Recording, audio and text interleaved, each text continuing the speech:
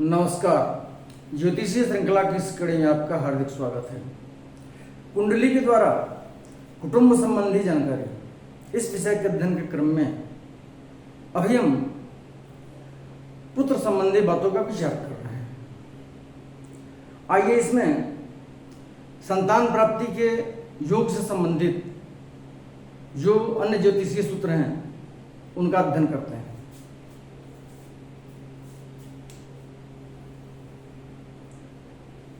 यदि लग्न से पंचम स्थान में वृष, कर्क अथवा तुला राशि हो और उस स्थान में शुक्र अथवा चंद्रमा बैठा हो अथवा शुक्र या चंद्रमा की दृष्टि पंचम स्थान पर पड़ती हो और पापग्रह की दृष्टि अथवा योग पंचम स्थान में नहीं हो तो जातकों को बहुपुत्र योग होता है। लग्न से पंचम भाव, इसमें या तो वृष राशि हो या कर्क राशि हो या तुला राशि हो और इस स्थान में या तो शुक्र बैठा हो या चंद्रमा बैठा हो या पंचम स्थान पर शुक्र या चंद्रमा की दृष्टि पड़ रही हो, इन दोनों में से कोई स्थिति हो अथवा पंचम स्थान में न तो कोई पापग्रह बैठा हो और न किसी पापग्रह की दृष्टि पंचम स्थान पर पड़ रही है, तो इस तरह के योग में ऐसे जातकों को बहुपुत्र योग होता है, ज्यादा पुत्रों की संभावना बनती है। अगला सूत्र है, यदि लग्न से अथवा चंद्रमा से पंचम स्थान में शुभ ग्रह बैठा हो अथवा शुभ ग्रह की दृष्टि पड़ रही हो अथवा अपने स्वामी से दृष्ट हो तो जातक को संतान योग होता है। लग्न से पंचम या चंद्रमा जहां भी बैठा है वहां से पंचम स्थान, इन दोनों में से किसी स्थान में शुभ ग्रह बैठा हो या शुभ ग्रह की दृष्टि पंचम भाव पर पड़ रही हो, लग्न से पंचम भाव पर या चंद्रमा से पंचम भाव पर, या पंचम भाव लग्न से पंचम भाव या चंद्रमा से पंचम भाव अपने स्वामी से दृष्ट हो, लग्न से पंचमेश या चंद्रमा से पंचमेश अपने भाव पंचम भाव को देख रहा हो तो ऐसी स्थिति में जातक को संतान योग होता है। यदि पंचम से सप्तम स्थान अर्थात लग्न से एकादश स्थान में शुभ ग्रह की राशि हो अथवा एकादश स्थान के स्वामी के साथ शुभ ग्रह बैठा हो अथवा उस पर शुभ ग्रह की दृष्टि पड़ रही हो तथा एकादशेश केंद्र अथवा त्रिकोण में हो तो जातक को पौत्र सुख होता है।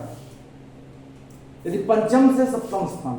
लग्न से पंचम और इससे सप्तम अर्थात लग्न से एकादश स्थान, उसकी बात हो रही है कि पंचम से सप्तम स्थान अर्थात लग्न से एकादश स्थान में शुभ ग्रह की राशि शुभ ग्रह की वहां पे हो और अथवा एकादश स्थान के स्वामी के साथ एकादशेश के साथ कोई शुभ ग्रह बैठा हो या एकादशेश पर शुभ ग्रह की दृष्टि पड़ रही हो तथा एकादश स्थान का स्वामी केंद्र में बैठा हो या त्रिकोण में बैठा हो तो ऐसे जातक को पौत्र सुख होता है। मतलब पुत्र सुख तो होता ही है,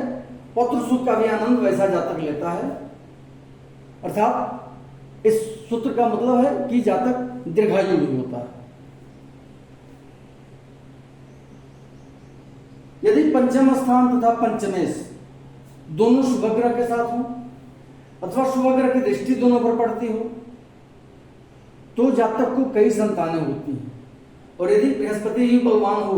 तो संतान की संख्या बहुत विशेष होती है। पंचम भाव में शुभ ग्रह बैठा हो और पंचमेश के साथ भी शुभ ग्रह बैठा हो, पंचम भाव का स्वामी जहां बैठा हो वहां पंचमेश के साथ भी शुभ ग्रह बैठा हो या दोनों पर शुभ ग्रह की दृष्टि पड़ रही हो, पंचम भाव पर और पंचमेश पर। पंचम भाव में शुभ ग्रह बैठा हो या पंचमेश के साथ शुभ ग्रह बैठा हो या पंचम और पंचमेश दोनों पर शुभ ग्रह की दृष्टि पड़ रही हो तो ऐसे जातक को